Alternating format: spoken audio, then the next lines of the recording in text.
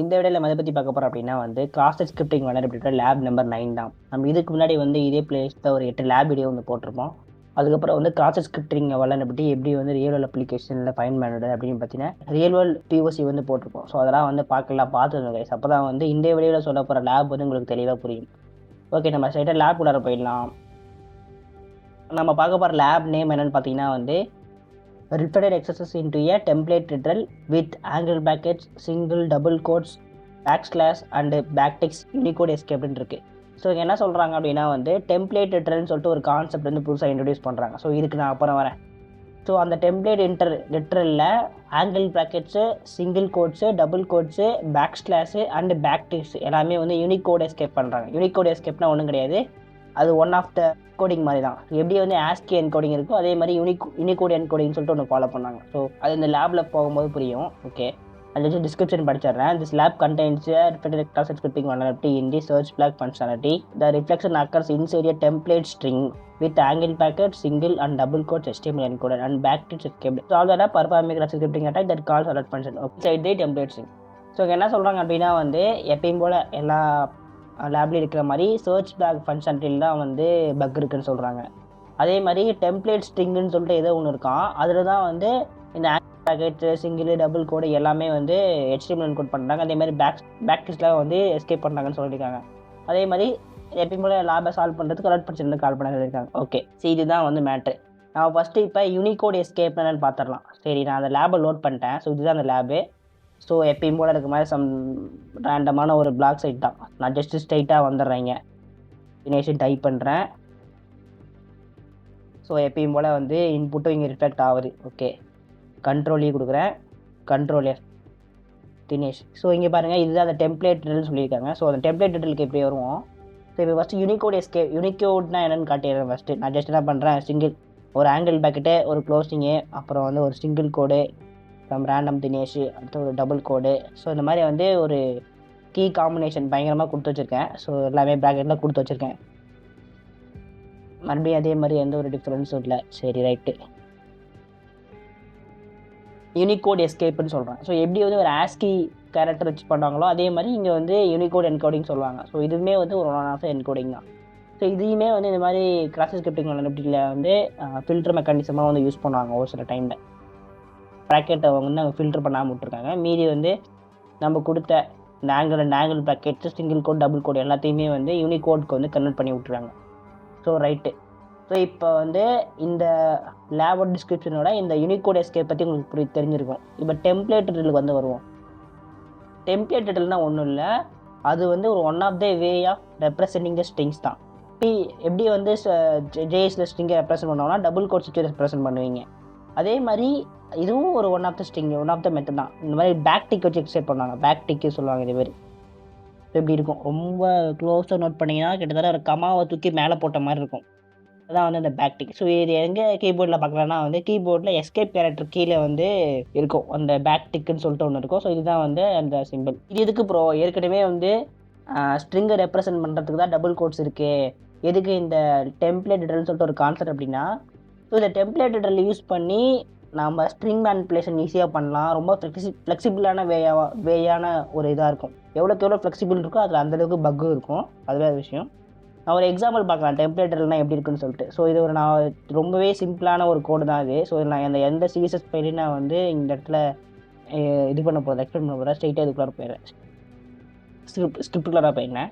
So இங்கே பாருங்கள், கான்ஸ்ட்ங்கிறத ஒரு வேரியபிள் டிக்ளேர் பண்ணுறதுக்காக நார்மல் ஸ்ட்ரிங் போட்டிருக்கேன், டபுள் கோட்ஸ் போட்டு. இந்த டெம்ப்ளேட்டருக்கு எப்படின்னா வந்து இந்த இடத்துல பேக்டிக்கில் ஸ்டார்ட் ஆகி பேக்டிக்கில் வந்து எண்ட் ஆகும். ஸோ அதே தான் இருக்குது.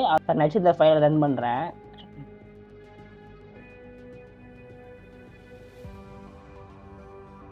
இங்கே பாருங்கள், hello this is a multiline string using normal method. Hello this is a multiline string normal method. So உங்களுக்கு வந்து டிஃப்ரென்ஸ் புரியும்னு நினைக்கிறேன். நார்மல் ஸ்ட்ரிங்கில் நீங்கள் ஒரு நியூ லைன் வரணும் அப்படின்னா வந்து நீங்கள் ஸ்லாஷன் வந்து கண்டிப்பாக தரணும். அப்போ தான் வந்து ஒரு நியூ லைன் வந்து வரும்.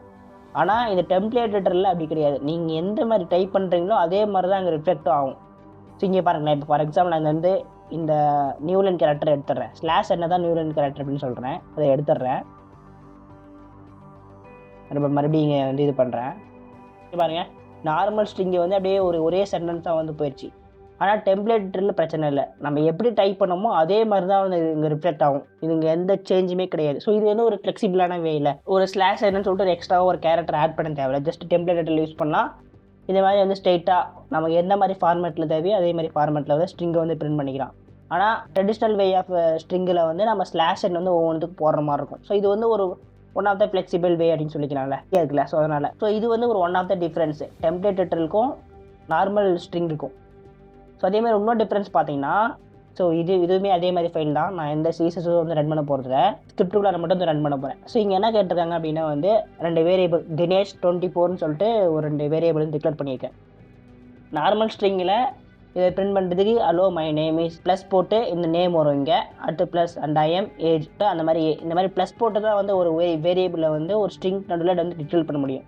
ஸோ இது வந்து எல்லா லாங்குவேஜும் இதே மாதிரி தான் ஃபாலோ பண்ணுறாங்க. மோஸ்ட்டாக அந்த ஜாவா, பைத்தான், C++ எல்லாத்துலேயுமே வந்து இந்த மாதிரி ப்ளஸ் குறியோ அதில் சம்திங் வந்து ஏதாச்சும் ஒன்று யூஸ் பண்ணி தான் வந்து இந்த இடத்துல ஒரு சென்டென்ஸ்குள்ளார ஒரு வேரியபிளை வந்து எம்பெட் பண்ணுவாங்க இந்த மாதிரி. ஆனால் டெம்ப்ளேட் எடிட்டரில் அந்த மாதிரி கிடையாது. இந்த மாதிரி ப்ளஸ் போட்டு அந்த மாதிரி ரொம்ப கஷ்டப்படணும்னு அவசியமே கிடையாது. ஜஸ்ட்டு ஒரு டாலர் சிம்பிள் போட்டு கர்லி பேக்கெட்டு ஒரு க்ளோசிங் கர்லி பேக்கெட்டு இந்த ரெண்டுத்துக்கும் நடுவில் எந்த வேரியபிளை கால் பண்ணுறியோ அந்த வேரியபிளோட நேம் வந்து போட்டுடணும். ஸோ அதே மாதிரி தான் இங்கேயும் ஒரு டாலர் சிம்பிள் கர்லி பேக்கெட்ஸு நீ எந்த வேரியபிளை கால் பண்ணுறியோ அந்த வேரியபிளோட நேம் வந்து இங்கே போட்டுடணும்.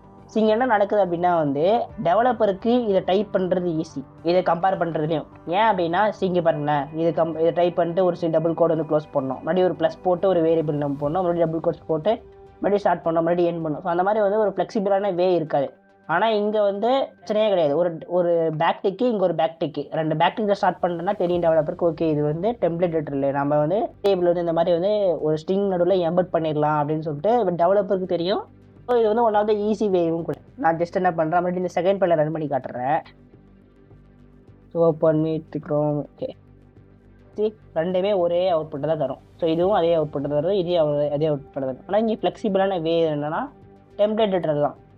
ஸோ எந்த அளவுக்கு அதில் ஃப்ளெக்சிபிள் இருக்கோ அந்த அளவுக்கு வந்து அதில் பக்ஸும் இருக்கும். இதான் வந்து நான் உங்களுக்கு சொல்ல நினச்சேன் டெம்ப்ளேட் எடிட்டருக்கும் நார்மல் ஸ்ட்ரிங்குக்கும் இருக்க ஒரு சின்ன டிஃப்ரென்ஸ். ஸோ இதில் வந்து ஃப்ளெக்சிபிளுக்கு தான் இந்த யூஸ் பண்ணுறாங்க. ஸோ நம்ம லேபில் பார்த்தீங்கன்னா இந்த இடத்துல கண்டிப்பாக வந்து டெம்ப்ளேட் எடிட்டர் தான் யூஸ் பண்ணியிருப்பாங்க.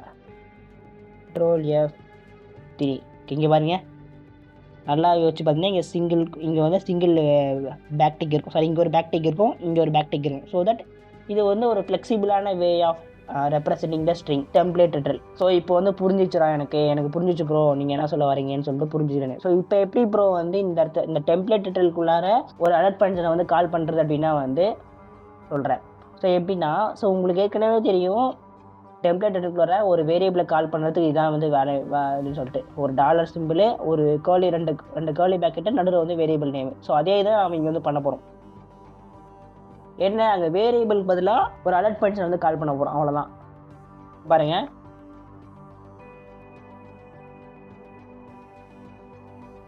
தினேஷன் டைப் பண்ணிட்டு ஸோ இதுக்குள்ளார வந்து ஒரு டாலர் சிம்பிள் ஒரு 2 ஒரு கர்லி பேக்கெட் போட்டு ஒரு அலர்ட் கொடுத்துக்கிறேன். மறுபடியும் வந்து ஒரு கர்லி பேக்கெட் வந்து போட்டுக்கிறேன். நான் சர்ச் பண்ணுறேன், பாருங்க அலர்ட் ஃபங்க்ஷன் வந்து கிரியேட் ஆகுது. ஓகே கொடுத்துக்கிறேன்.